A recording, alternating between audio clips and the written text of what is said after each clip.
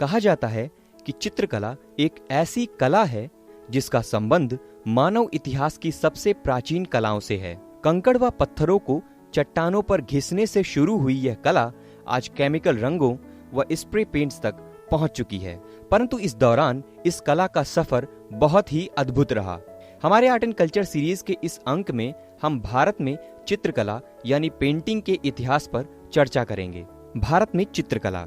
भारतीय चित्रकला का इतिहास अत्यंत प्राचीन है। प्रागैतिहासिक काल से ही भारत में इसके अवशेष मिलते हैं। भोपाल के निकट भीमबेटका में गुफा चित्रों का सबसे प्राचीनतम संग्रह मिला है, जो नवपाषाण युग का है।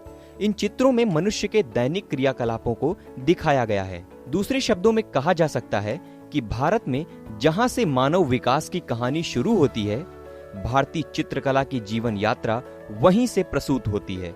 पर्सी ब्राउन के अनुसार ऐसे प्राचीनतम चित्र जिनका काल निर्धारण किया जा सकता है, सरगुजा में रामगढ़ पहाड़ी की जोगीमारा गुफाओं की दीवारों पर मिलते हैं।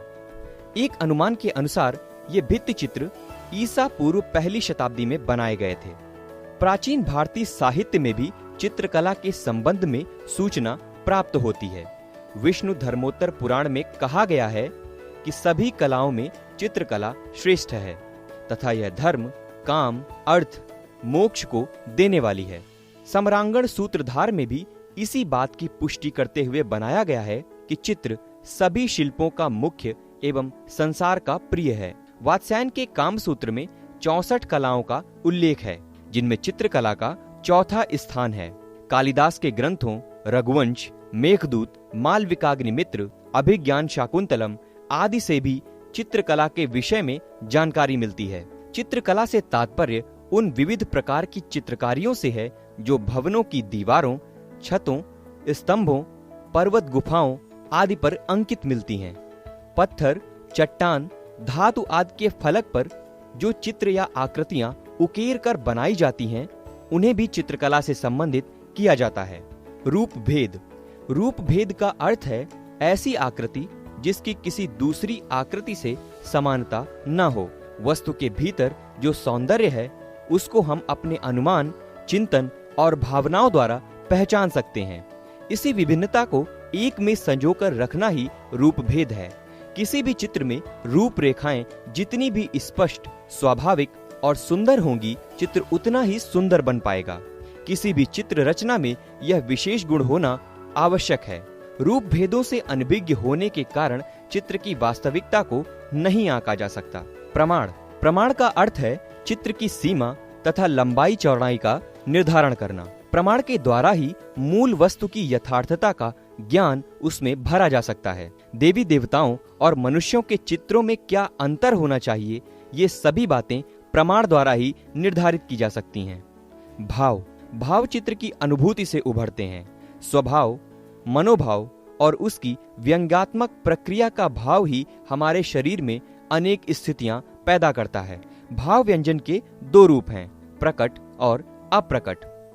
लावण्य योजना। लावण्य सौंदर्य में लुभावनेपन को कहते हैं। भाव जिस प्रकार मनुष्य के भीतरी सौंदर्य का बोधक है, उसी प्रकार लावण्य चित्र के बाहरी सौंदर्य का बोधक है। लावण्य योजना के द्वारा ही चित्र को नयनाभिराम बनाया जा सकता है। लावण्य मानो कसौटी पर सोने की रेखा है अथवा साड़ी पर एक सुंदर किनारी। सादृश्य। किसी मूल वस्तु की नकल अथवा उसकी दूसरी आकृति बनाना अथवा उसकी समानता का नाम ही सादृश्य है। हम जिस वस्तु का चित्रण करते हैं उसमें यदि मूल वस्तु के गुण, दोष समाहित न हो तो वह वास्तविक कृति नहीं कही जा सकती। स्पष्ट रूप से समझने के लिए कहा जा सकता है कि यदि किसी चित्रकार को कृष्ण व राम के चित्र बनाने हैं तो उसे उन दोनों की विशेषताओं का ज्ञान होना आवश्यक है। इस प्रकार राम और कृष्ण के चित्र में विशिष्ट भिन्नता यह होगी कि कृष्ण का मुकुट मोर पंख का होगा, जबकि राम का मुकुट इस प्रकार का नहीं होगा। वर्णिका भंग। चित्र में अनेक रंगों की मिली जुली भंगिमा को वर्णिका भंग कहते हैं। वर्णिका भंग के द्वारा ही चित्रकार को इस बात का ज्ञान होता है कि किस स्थान पर किस रंग को भरना चाहिए। भारतीय कला की विधाओं में चित्रकला का विशिष्ट स्थान रहा है। चित्रकला केवल हमारी ऐतिहासिक ही नहीं, समसामयिक निर्देशक भी होती है। प्रागैतिहासिक काल से आधुनिक काल तक भारत में चित्रकला की परंपरा अक्षुण्ण रही है।